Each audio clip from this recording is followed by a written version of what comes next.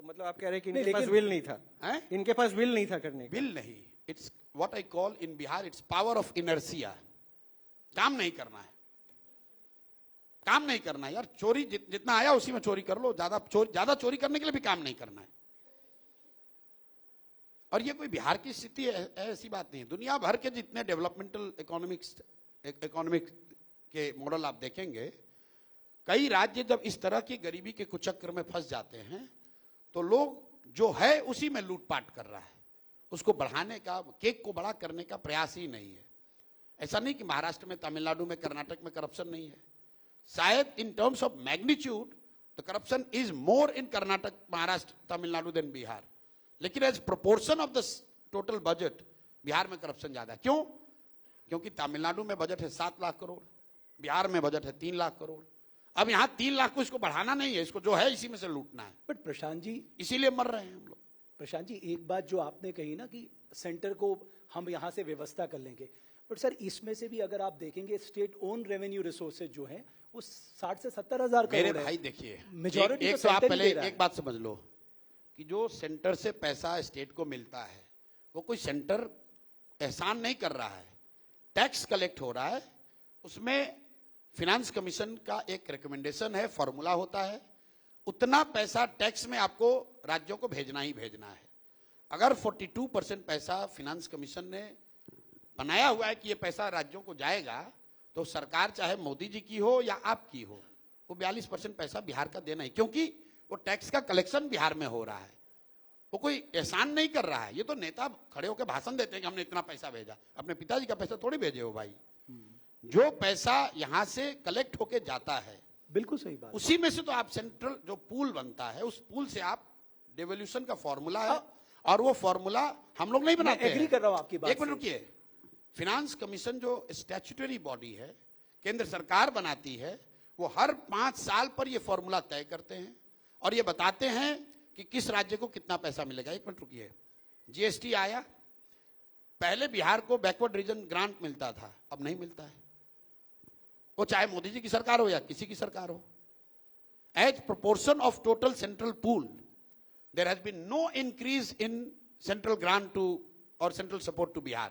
ये बेवकूफ नेता यहां आकर, सर वो आप इतनी ग्रोथ अरे सुनो तो मेरी बात भाई, सुनो मेरी बात। आप अगर आप सवाल टेक्निकल पूछ के समझना चाहते हो तो समझिए, नहीं तो दिन भर आप नेताओं से बात कर ही रहे होंगे, प्लीज, वो आपको समझा ही रहे होंगे यहाँ का जाति का समस्या। मेरे भाई ऐसा है कि as proportion to the central pool Bihar का एलोकेशन 1% भी नहीं बढ़ा है पिछले 10 साल में। अब सम्राट चौधरी जैसे नेता, भाजपा के नेता आकर कहेंगे कि मोदी जी ने 5 लाख करोड़ रुपया दे दिया। अरे भाई, तो सेंट्रल का बजट भी तो 15 लाख करोड़ से बढ़ के 45 लाख करोड़ हो गया। वो तो नॉर्मल चीज है। बिहार में नीतीश जी कहते हैं हम जब मुख्यमंत्री बने थे तो 25,000 करोड़ बजट था, अब 3 लाख करोड़ बजट है। ये आपका कोई, ये तो नॉर्मल इन्फ्लेशन एडजस्टेड ग्रोथ है। वो कोई भी रहेगा, आप नहीं भी रहते, 15 साल आप नहीं भी रहते तो भी इतना हो जाता। आपकी मुख्य महत्वपूर्ण बात यह है कि 1990 में जब लालू जी मुख्यमंत्री बने तो देश का सबसे गरीब और पिछड़ा राज्य था बिहार। 2005 में जब नीतीश जी मुख्यमंत्री बने तो भी देश का सबसे गरीब और पिछड़ा राज्य था बिहार। और आज 2025 में जब 20 साल इनके हो गए डबल इंजन के, तो भी देश का सबसे गरीब और पिछड़ा राज्य बिहार ही है। This is what should be looked at, not कि भाई इन terms of total quantum budget कितना बढ़ गया। भाई पहले रेंट 4,000 लगता था, 10,000 रुपया लग रहा है। प्रसाद जी, आपको जैसे आपने कहा ना रेवेन्यू डेफिसिट ग्रांट, तो ये तो फेलियर है। जब आपका रेवेन्यू यहां से इतना कलेक्ट नहीं हो रहा है तो आपको अपना प्रेजेंटेशन देना चाहिए कि हमें क्यों नहीं मिल रहा जब हमारी स्थिति ऐसी है तो करके। इसलिए कई राज्यों को मिला, इसलिए नहीं मिल रहा है कि आपने शायद देखा नहीं, सीएजी ने रिपोर्ट जारी किया है जिसमें यह बताया गया कि पिछले 5 साल में 70,000 करोड़ रुपया का बिहार सरकार ने कंप्लायंस रिपोर्ट सबमिट नहीं किया है। अब कई लोगों ने इसको करप्शन का मुद्दा बताया कि ये गबन हुआ है। हम लोग उन लोगों में से नहीं है जो कह देंगे 70,000 करोड़ चोरी हो गया। ये मैंने जो कहा पावर ऑफ इनर्शिया है। पैसा लिया, खर्च किया, कुछ चोरी किया, लेकिन खर्च का जो रिसिप्ट है, जो पेमेंट का जो डॉक्यूमेंटेशन है, वो पूरा नहीं किया। यूटिलाइजेशन सर्टिफिकेट नहीं दिया। इसका नतीजा क्या हुआ होगा? आप देख रहे हैं कि 70,000 करोड़ रुपया का यूटिलाइजेशन सर्टिफिकेट नहीं गया। मैं ये देख रहा हूं कि उस यूटिलाइजेशन सर्टिफिकेट के न जाने से बिहार का शायद 2 लाख करोड़ रुपया जो मिल सकता था वो नहीं मिला। आप इसका एग्जाम्पल देखिए, किसान स्वनिधि का पैसा पूरे देश में पर कैपिटा बेसिस पे सबसे कम आया है बिहार में। हर किसान को 2-2 हजार रुपया आना है, 3 इंस्टॉलमेंट 6,000 सबसे कम बिहार में आया है। क्यों? क्योंकि जो लिंकेजेस थे बैंक अकाउंट आधार का, वो बिहार सरकार ने किसानों का करा कर भेजा ही नहीं जितना भेजना चाहिए था। पीएम आवास योजना में सबसे कम आवास कहां बने? बिहार में। क्यों? क्योंकि यहां सरकार सो रही है। मनरेगा में यूटिलाइजेशन बंगाल में बगल में 90% है, बिहार में 39% है। क्यों? क्योंकि यहां के अधिकारियों को फुर्सत ही नहीं है चोरी करने से। मेरे भाई, आप काम करोगे तब तो पैसा आएगा। काम करेंगे, रेवेन्यू बढ़ेगा, चोरी रुकेगी, रेवेन्यू बढ़ेगा। और आप एक और पैसे की रो रहे हैं, दूसरे और आपने शराबबंदी लागू कर रखी है जिससे आपका 20,000 करोड़ का नुकसान हो रहा है। तो मतलब आप आएंगे तो शराबबंदी को हटा देंगे? 1 घंटे में हटा देंगे। तो ये तो कह रहे हैं कि वुमेन कार्ड है जो महिलाओं से जुड़ा अच्छा, हुआ था तो नीतीश कुमार। मेरे भाई कौन कह रहे हैं? ये कौन? पहले नाम बताइए। बीजेपी के लोग। बीजेपी। अब बीजेपी वाले इतने समझदार लोग हैं तो देश में किसका राज है? बीजेपी का। तो इतनी बढ़िया स्कीम बिहार के महिलाओं को ही काहे दे रहे हैं ये लोग? पूरे देश की महिलाओं को क्यों वंचित कर रखा है इससे?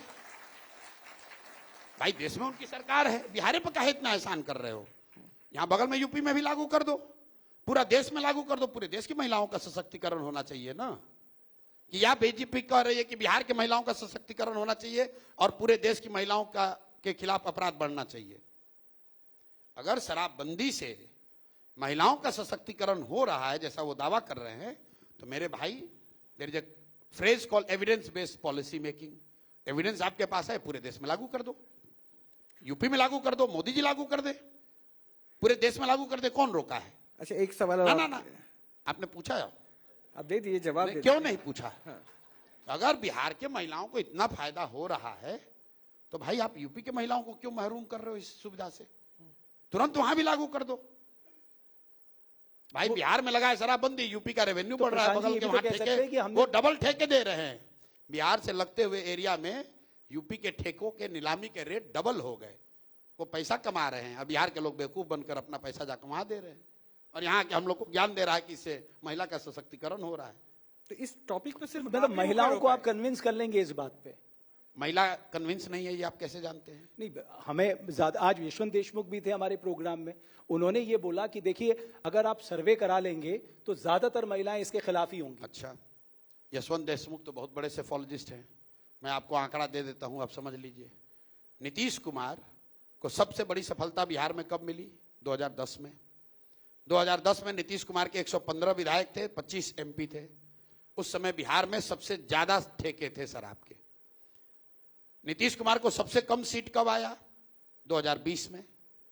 नीतीश कुमार ने शराबबंदी कब लागू की? 2016 में।